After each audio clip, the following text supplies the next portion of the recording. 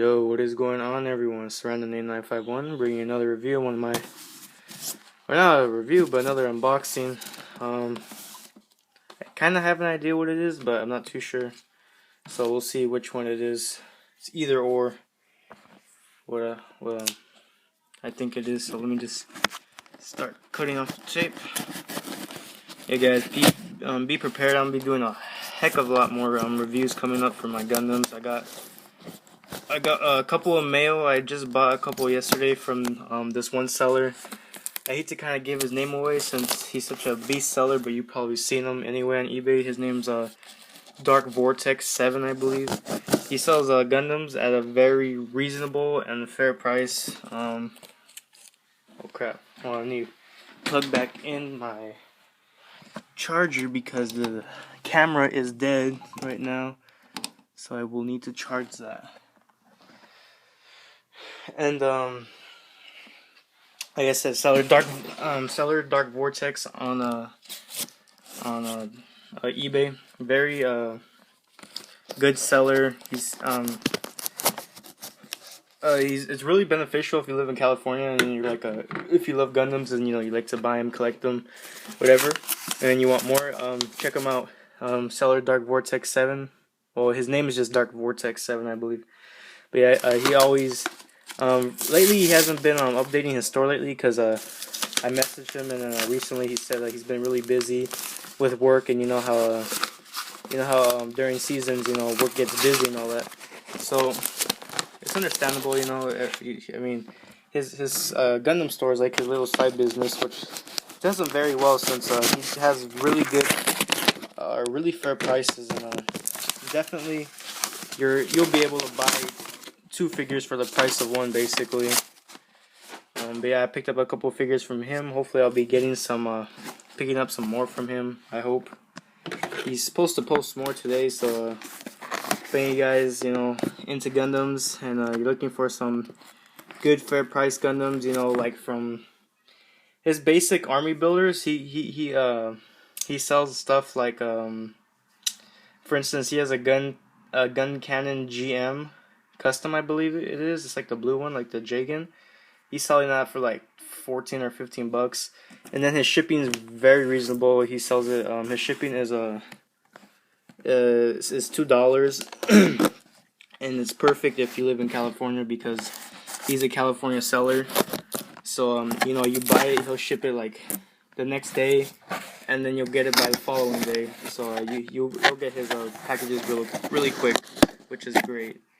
That's why I like him as a seller, and then I also love his fair prices. And you can find some fairly hard to find Gundams in the store for a fairly decent price that you could find affordable.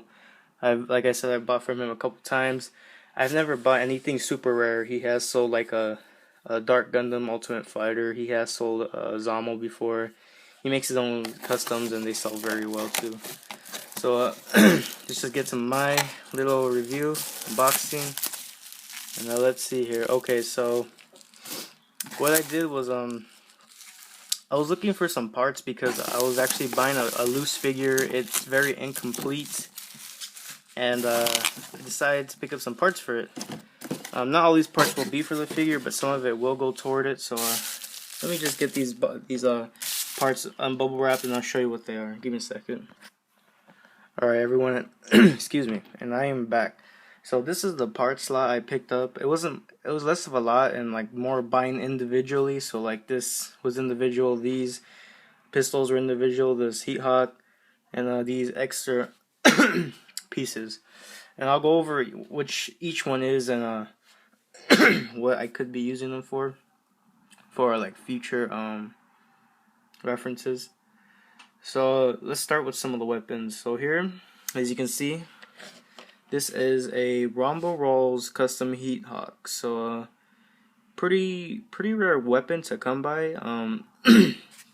Since Rumble Roll is like his figure was only released with one little set that I know of, which was the like the deluxe edition, Rumble Roll and Rumble Roll's Gallop. So basically, the only way you're getting this is if you got that $50. This was back then, like $50 to like $60 little playset. So excuse me. I should have drank some water. So yeah, this piece, it's pretty obscure and not easy to find. They do pop up, and this one's been on the market for a while. And I've kept my eye on it. I was deciding whether or not I should pick it up or not. You know, I'm like, you know what, it's one of a kind. I'm probably not going to see another one for a while. And I picked it up. The only downside with this Heat Hawk is, as cool as it looks, it's really not as good as it is, because the way it's made is like its width is way too big. It should have been like a regular Heat Hawk where it kind of circles in, and instead they made it like a little plank, and it's kind of hard to fit in the in the hands of a Zaku 1. I mean a Zaku 2 version 1 or Zaku 1 comfortably. So that's the only downside, but it does look really awesome. Let me just show you how it looks. I'll be using Johnny Ridden's Zaku 2 version 1 as a little display for all the accessories. So, oops, that wasn't supposed to happen. So let me just equip it to him real quick. Give me a second. So actually, first I'm gonna try to put it in his hand just to show you how it looks. And there it is right there. That's just me like sticking it in there real quick. As you can see, since it's kind of, you know, with like the way it was made, it doesn't really fit in too well. You would have to kind of position it in well, compared to the Zaku 2 and Zaku 1's Heat Hawk, where it just fits in like a peg into a hole. And I'll show you how it looks on his hip. Give me a second, just putting it on his hip real quick, and voila.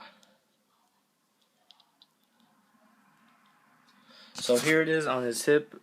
A really nice, just a really nice overall weapon for looks on your custom Zakus and stuff. Just gives it that more of a aggressive look. And then, you know, if you ever want to, you could always customize it and paint it, and you know, change that blue to a red instead, so it matches the Johnny Ridden's colors a lot better. And maybe make that that gray, like the metallic gray, like the graphite, like how the weapons look, such as the Zaku 2 machine gun and the high mobility backpack. So it's just a really nice accessory to have. And it's, you know, it's one of a kind, since it was Rumble Rawls custom Heat Hawk. There are other custom Heat Hawks, such as let me just give you a quick look. This is a Zaku. This is Zaku 2 version 2 Garmazabi's use custom Zaku, and as you can see, this is basically like Rumble Rawls, except it's a lot more fancy. It's a lot bigger, so you know, it scales more with the Zaku 2, and it wouldn't really look too well on the Zaku 1. But as you can see, this is some of the custom Heat Hawks that were made, and the wall just came out. The plug just came out of the wall real quick. But yeah, there's not too many custom Heat Hawks out for the version 1 Zaku 2s, I believe. Basically, all you're going to be seeing is like maybe some color variants within the Heat Hawks, but other than that, there's really not any custom variants of the Heat Hawk for any version 1 Zaku 2s or Zaku 1s I could recall, other than Rumble Rolls. Let me just plug this in real quick, because like I said, I was charging the camera while I'm recording. So again, a really nice little feature, a little accessory to go with any Zaku of any variant. So let me just take that off, and we'll get on to the next accessory.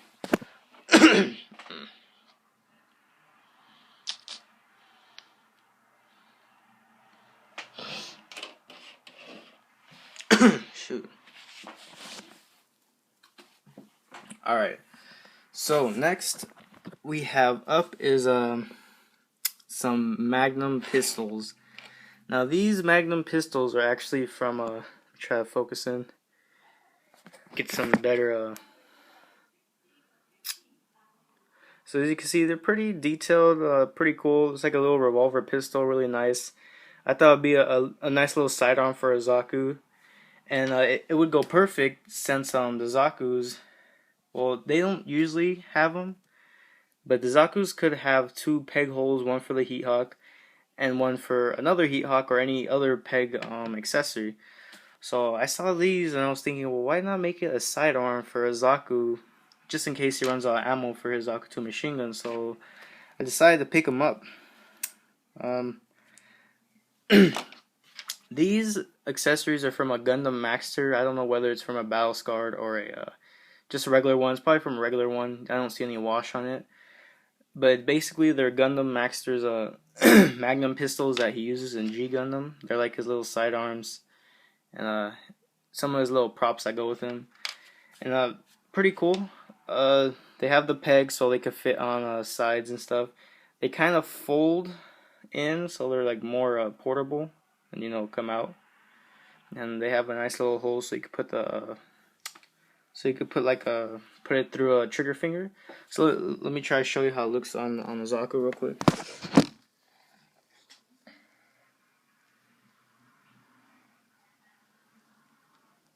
Let's see here. Just a little tough. It might just fit on the other hand better. Trying to get it in. Alright, sorry guys, I'm back.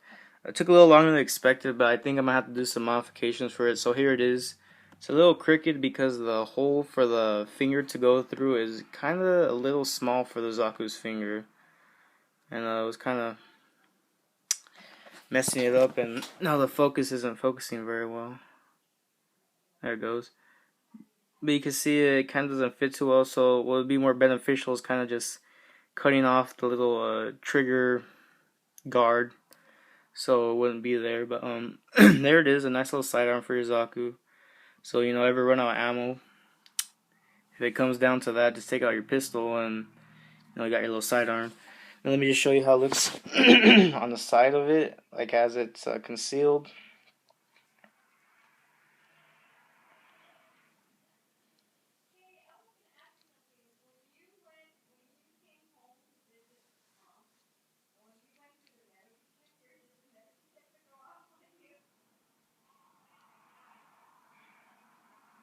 Sorry about that, guys. I'm just trying to get it in to where it looks like in a decent pose. Alright. So here it is, and not too noticeable, which is good. It's kind of concealed, just like how a sidearm should be. So here it is. Johnny Ridden, or just any Zaku, and runs out of ammo, could quickly pull out his secondary Magnum pistol to finish off, or maybe shoot down some what you call it?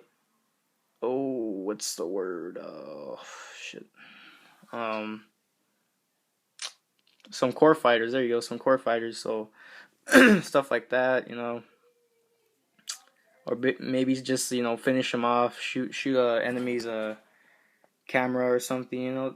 So it has its uses, and I'll be making use, of course, of the Zaku 2's extra peg hole, and so there's some accessories for that. Nice little magnums. They do need some modification because for some reason the Zaku's finger doesn't fit too well.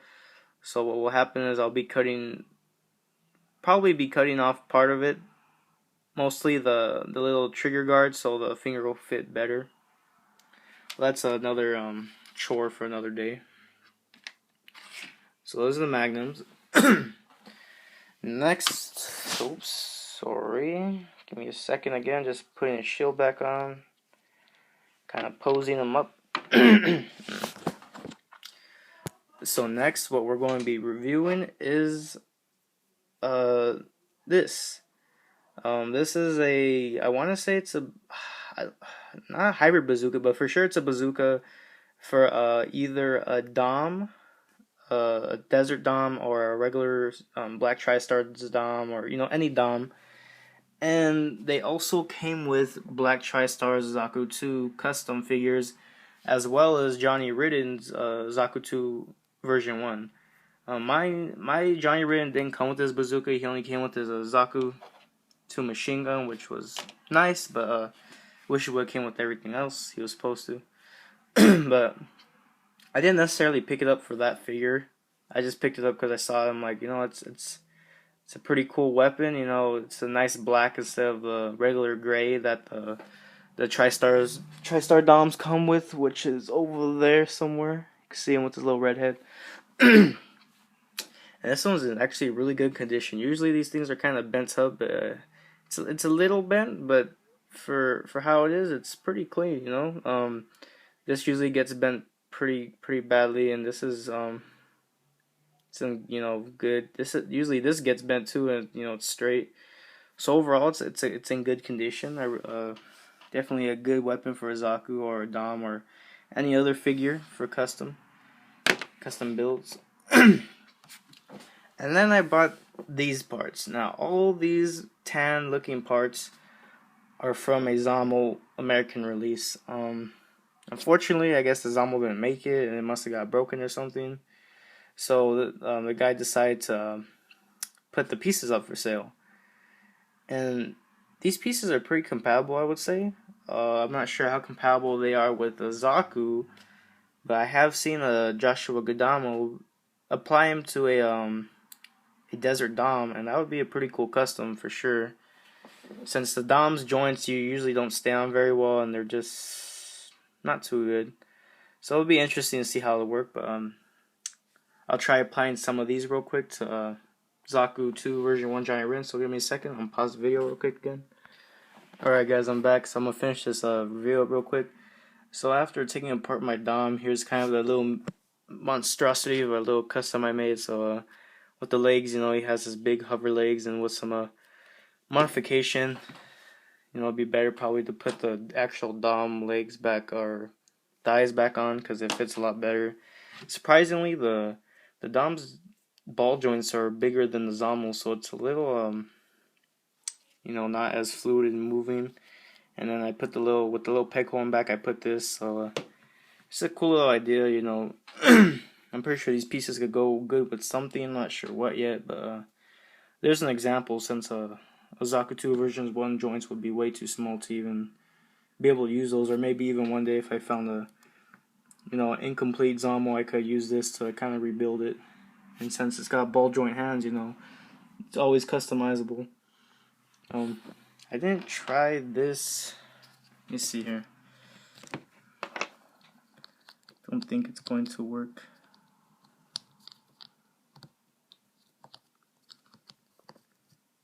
Let's see. Yeah, so that's not gonna work too well in there. But pretty cool. A little black TriStar's Dom custom. But yeah guys, that's gonna be it.